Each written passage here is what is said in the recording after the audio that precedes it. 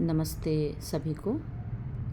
मैं विनी किशोर आप सभी का इस सुंदर, दिव्य और प्रेरणादायक सत्र में हृदय की गहराइयों से स्वागत करती हूँ। आज हम सीता योग पुस्तक के चौथे अध्याय निस्वार्थ कर्म का योग, the yoga of selfless action को समझने का प्रयास करेंगे। यह अध्याय हमें आध्यात्मिकता और कर्म के बीच के गहरे संबंध को समझाता है। अक्सर हम सोचते हैं कि आध्यात्मिक जीवन का अर्थ संसार से दूर जाना है, लेकिन यह अध्याय हमें बताता है कि सच्ची आध्यात्मिकता हमें जीवन से दूर नहीं ले जाती, बल्कि हमें अधिक जागरूकता, करुणा और जिम्मेदारी के साथ संसार में सक्रिय रहने की प्रेरणा देती है।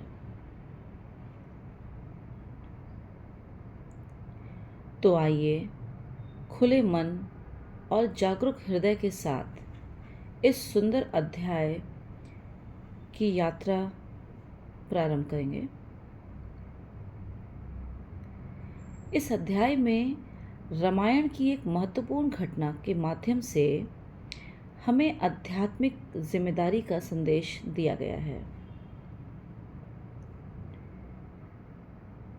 विभीषण एक आध्यात्मिक प्रवृत्ति के व्यक्ति थे। वे ध्यान और साधना में लीन रहते थे, जबकि लंका में रावण का शासन दिन प्रतिदिन अधिक अन्यायी और विनाशकारी होता जा रहा था। सीता ने विभीषण को सलाह दी कि केवल ध्यान में बैठना ही पर्याप्त नहीं है। उन्होंने कहा कि लोगों के बीच जाओ,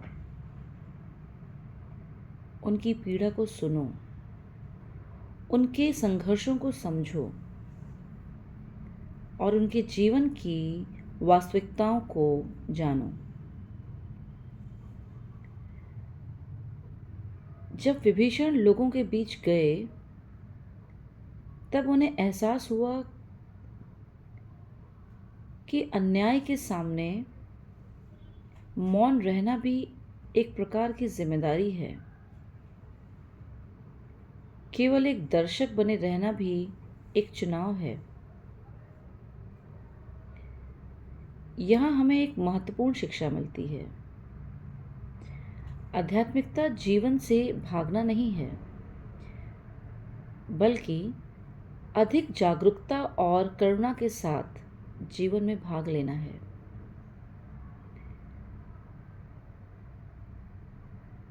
इसके बाद अध्याय हमें रावण के एक गहरे आध्यात्मिक अर्थ से परिचित कराता है।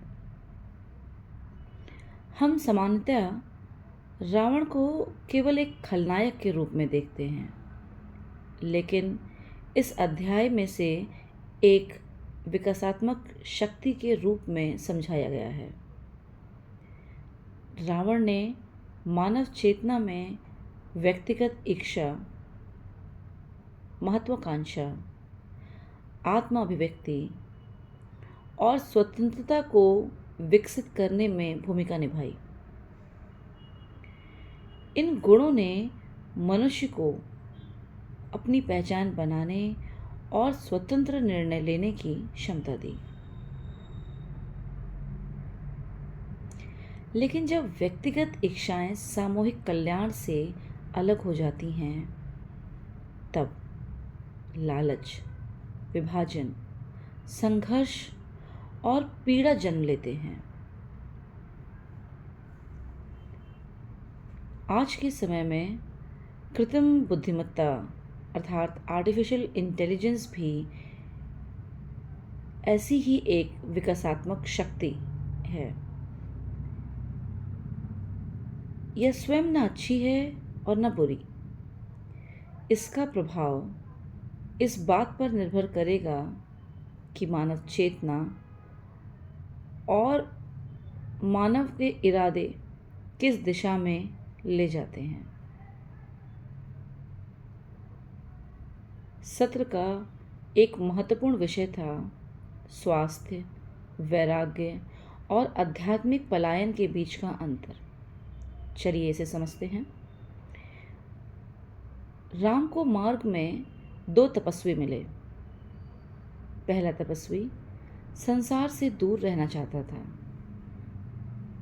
वह केवल अपनी आध्यात्मिक उन्नति की चिंता करता था और समाज की समस्याओं से स्वयं को अलग रखता था। दूसरा तपस्वी वास्तव में आंतरिक शांति को प्राप्त कर चुका था। वह संसार से भागा नहीं था, बल्कि उसकी चेतना इतनी विकसित हो चुकी थी कि वह पूरे मानव समाज के कल्याण में योगदान दे रही थी। इस कहानी का संदेश स्पष्ट है। सच्ची आध्यात्मिकता हमें लोगों से दूर नहीं करती, बल्कि हमें उनके साथ गहरे स्तर पर जोड़ती है। इसके बाद चर्चा सामूहिक चेतना अर्थात कलेक्टिव कॉन्शियसनेस पर केंद्रित हुई। हम सभी एक विशाल चेतना क्षेत्र का हिस्सा हैं। हमारे विचार, हमारी भावनाएं और हमारे इरादे केवल हमें ही प्रभावित नहीं करते, बल्कि पूरे मानव समुदाय को प्रभावित करते हैं। जब हम क्रोध, भय और घृणा को पोषित करते हैं, तब हम सामूहिक पीड़ा को बढ़ाते हैं। जब हम प्रेम, करुणा, क्षमा और दयालुता को विकसित करते हैं, तब हम मानवता के लिए प्रकाश और सकारात्मक ऊर्जा का निर्माण करते हैं। इसलिए हमारी आंतरिक स्थिति केवल व्यक्तिगत नहीं है, हम सभी एक दूसरे से जुड़े हुए हैं और हर क्षण सामूहिक चेतना में योगदान दे रहे हैं। सत्र में अन्याय, कर्म और संघर्षों पर भी चर्चा हुई। दुनिया में दिखाई देने वाले अनेक संघर्ष केवल वर्तमान घटनाओं का परिणाम नहीं हैं। वे कई पीढ़ियों से चले आ रहे ऐतिहासिक, सामाजिक और सामूहिक कर्मों की श्रृंखला का परिणाम हो सकते हैं। अन्याय को पहचानना आवश्यक है, उसके प्रति संवेदनशील होना भी आवश्यक है, लेकिन उससे घृणा के साथ प्रतिक्रिया करना समाधान नहीं है। सबसे बड़ी आध्यात्मिक चुनौतियों में से एक है अन्याय को देखना, उसके विरुद्ध खड़ा होना, लेकिन अपने हृदय में घृणा को स्थान न देना। अंततः यह अध्याय हमें बताता है कि निस्वार्थ कर्म क्या है। निस्वार्थ कर्म तब जन्म लेता है जब हम भीतर से शांत, संतुलित और जागरूक रहते हुए दूसरे के कल्याण के लिए कार्य करते हैं। ध्यान, आत्म जागरूकता और करुणा हमें इस आंतरिक संतुलन को बनाए रखने में सहायता करते हैं।